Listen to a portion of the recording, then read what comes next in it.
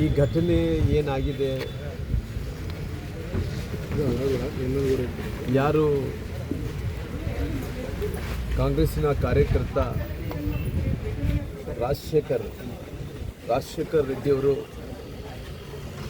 Death ಆಗಿದ್ದನ್ನಂಥ ವಿಚಾರವನ್ನು ತಿಳ್ಕೋಬೇಕು, ಅವ್ರ ಕುಟುಂಬಕ್ಕೆ ಹೋಗಿ ಸಾಂತ್ವನ ಹೇಳಬೇಕು ಅನ್ನೋಂಥ ಕಾರಣದಿಂದ ಉಪಮುಖ್ಯಮಂತ್ರಿಗಳು ಇವತ್ತು ಬರ್ತಾ ಇದ್ದಾರೆ. ನಾನು ಉಪಮುಖ್ಯಮಂತ್ರಿಗಳಿಗೆ ಅವರು ಈ ರಾಜ್ಯದ ಉಪಮುಖ್ಯಮಂತ್ರಿಗಳಾಗಿರೋ ಕಾರಣ, ಸರ್ಕಾರದ ಉಪಮುಖ್ಯಮಂತ್ರಿಗಳಾಗಿರೋ ಕಾರಣ ಇವತ್ತು ನಿಮ್ಮ ಸರ್ಕಾರದಲ್ಲಿದ್ದಂಥ ಸತ್ಯ ಶೋಧನಾ ಕಮಿಟಿ ಬಂದು ಪರಿಶೀಲನೆ ಮಾಡಿಕೊಂಡು ಹೋಗಿದೆ.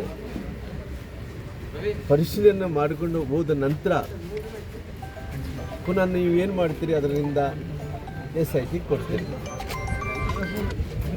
SITಗೆ ಕೊಟ್ಟ ನಂತರ ನಾನು ಈ ಮೂಲ ಇವತ್ತು ಬುಡವನ್ನು ಹುಡ್ಕೊಂಡು ಹೋದರೆ ಇದಕ್ಕೆ ಮೇನ್ ಕಲ್ಪ್ರೇಟ್ ಬಂದು ಅವರು ಶಾಸಕರಾದಂಥ ನಾರಾ ಭರತ್ ರೆಡ್ಡಿ ಅವರು. ಮೂಲ ಬುಡ ಬಂದು ಕಲ್ಪ್ರೇಟ್ ಬಂದು ನಾರಾ ಭರತ್ ರೆಡ್ಡಿ ಆಗಿರೋ ಕಾರಣ ಇವತ್ತು ಮುಖ್ಯಮಂತ್ರಿಗಳು ಮೊನ್ನೆ ತಾನೇ ಏರ್ಪೋರ್ಟಿಗೆ ಬಂದಿದ್ದರು. ಆ ಏರ್ಪೋರ್ಟಿಗೆ ಬಂದಂಥ ಟೈಮಲ್ಲಿ ಯಾರ ಹತ್ರ ಮಾತಾಡಿದರು?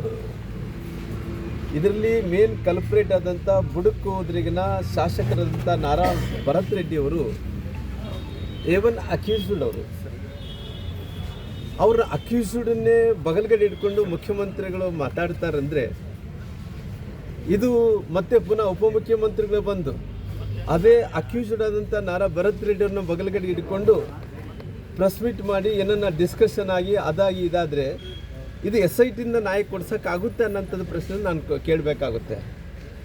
ಅದಕ್ಕೋಸ್ಕರವಾಗಿ ಈ ಸರ್ಕಾರದಲ್ಲಿ ಇವತ್ತು ಏನು ರಾಜಶೇಖರ್ ಡೆತ್ ಆಗಿದ್ದಾರೋ ಆ ಡೆತ್ ಆದಂಥದ್ದು ನಮ್ಮ ಕಾಂಗ್ರೆಸ್ ಪಾರ್ಟಿ ಮೇಲೆ ಬರಬಾರ್ದು ಅನ್ನೋಂಥ ಕಾರಣದಿಂದ ಮುಚ್ಚಾಕ್ಲಿಕ್ಕೋಸ್ಕರವಾಗಿ ಏನು ಪ್ರಯತ್ನ ಕೂಡ ಮಾಡೋಕ್ಕೆ ಅವರೆಲ್ಲ ಕೂಡ ರೆಡಿ ಆಗಿದ್ದಾರೆ.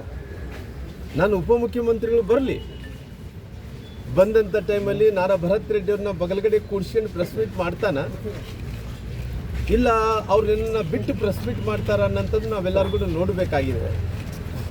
ಅದಕ್ಕೋಸ್ಕರವಾಗಿ ಇವತ್ತು ಉಪಮುಖ್ಯಮಂತ್ರಿಗಳು ಬಂದ ನಂತರ, ಯಾಕಂದರೆ ಉಪಮುಖ್ಯಮಂತ್ರಿಗಳು ಬಂದ ನಂತರ ಇದ್ರ ಬಗ್ಗೆ ಏನು ಅವರು ಚರ್ಚೆ ಮಾಡ್ತಾರ, ಏನು ಡಿಬೇಟನ್ನು ಮಾಡ್ತಾರ, ಆ ಸತ್ತಿದಂಥ ರಾಜಶೇಖರ್ ಅವ್ರಿಗೆ ಯಾವ ರೀತಿಯಲ್ಲಿ ಜಸ್ಟಿಸನ್ನು ಕೊಡಿಸ್ತಾರ, ಈ ಕೇಸನ್ನು ಯಾವ ರೀತಿಯಲ್ಲಿ ಸಮರ್ಥನೆ ಮಾಡ್ಕೊತಾರ ಅನ್ನೋ ಎಲ್ಲ ವಿಚಾರಗಳನ್ನು ನಾವು ಕೇಳಬೇಕಾಗುತ್ತೆ.